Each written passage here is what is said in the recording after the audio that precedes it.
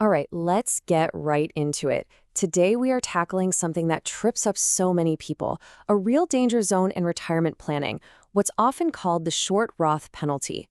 We're going to look at what happens when you have a young Roth IRA, maybe from a rollover, and you suddenly need to take some money out. It can be an absolute minefield. So you're looking at your Roth IRA, and you're thinking, can I tap this thing? Can I touch the earnings without getting slammed by a penalty? It seems like a simple enough question, right? But oh boy, the answer is buried in some seriously complex IRS rules. And if you get this wrong, you're not just looking at a small oopsie, you're looking at a nasty tax bill and a significant penalty. So we're going to break down the technical, definitive answer, straight from the Internal Revenue Code and Treasury Regulations. Okay, so what exactly are we talking about here? People call it the short Roth penalty. And you really have to understand, this is not just one little fee. No, it's a brutal double hit.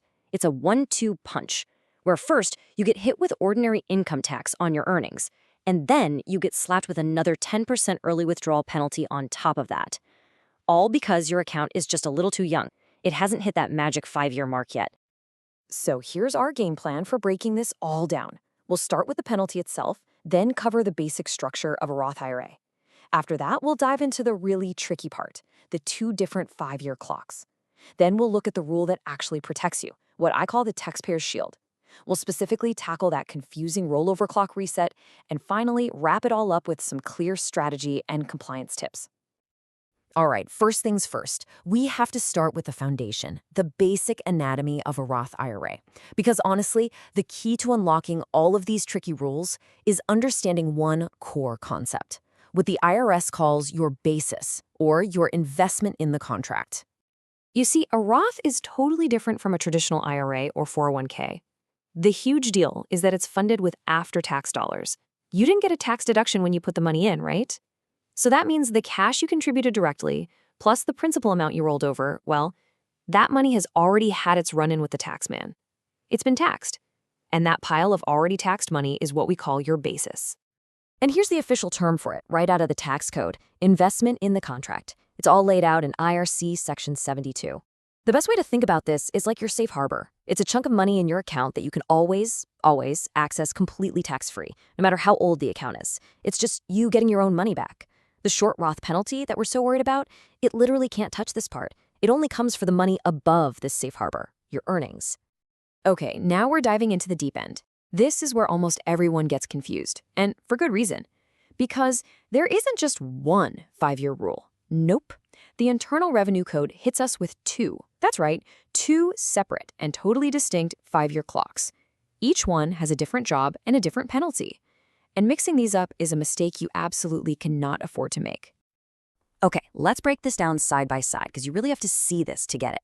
Over on the left, you've got the earnings aging rule. That's from IRC Section 408A D2. Its single purpose is to decide if your earnings, the growth in your account, are tax-free. And get this, there's only one clock for this rule for all your Roth IRAs. It starts ticking on January 1st of the year you made your very first contribution to any Roth IRA ever. Break this rule, and bam, your earnings get taxed and penalized. Now look to the right. This is a totally different animal. This is the conversion aging rule. Its whole purpose is to stop a clever tax dodge. And for this rule, every single conversion you make starts its own brand new 5-year clock. Pull that converted money out too soon, you get hit with a 10% recapture penalty. You see? 2 rules, 2 clocks, 2 very different outcomes. So with all these scary penalties looming, you might be wondering, is it ever safe to touch my Roth money early? And the answer is yes, absolutely, because the IRS gives us a huge lifeline. It is probably the single most taxpayer-friendly rule in the entire Roth system. It's called the distribution ordering rules. The law here, IRC Section 408A D4, is super clear. When you take money out of a Roth, the IRS doesn't treat it as a mix of principal and earnings. No way.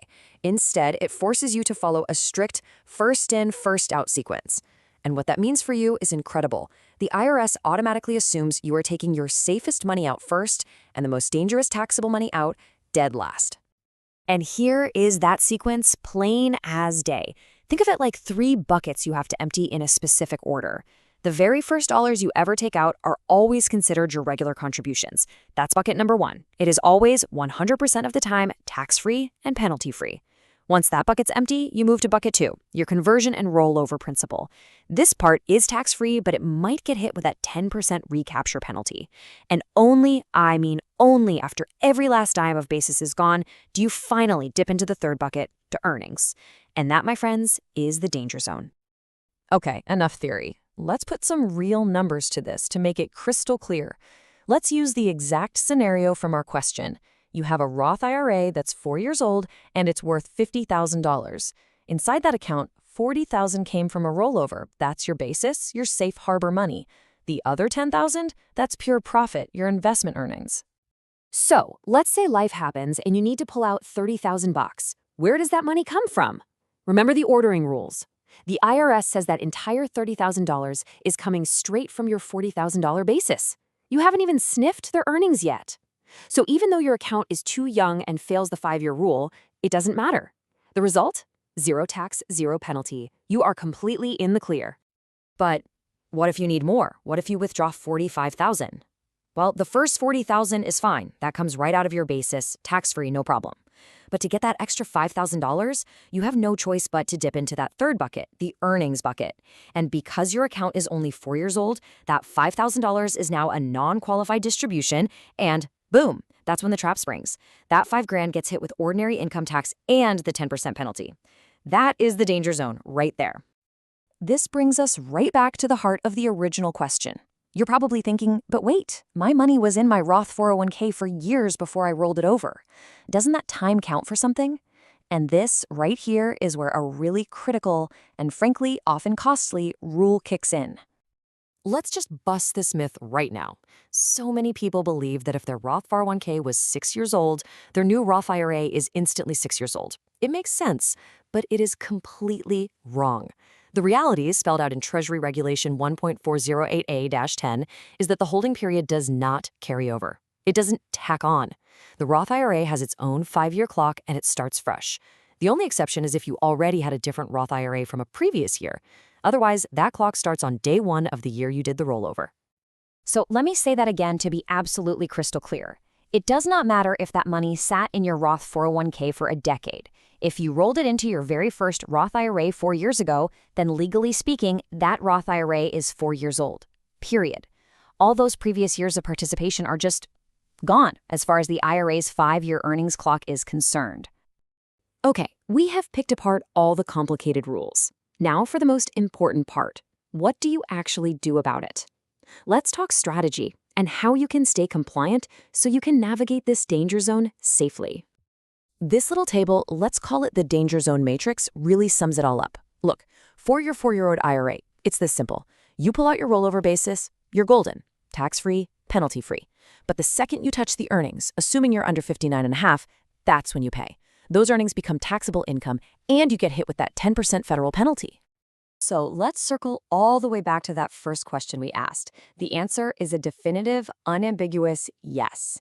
If you withdraw the earnings portion from your 401k Roth IRA, you absolutely will subject those earnings to income tax, and if you're under 59.5, that nasty 10% penalty. So what are the big takeaways here? First, remember this.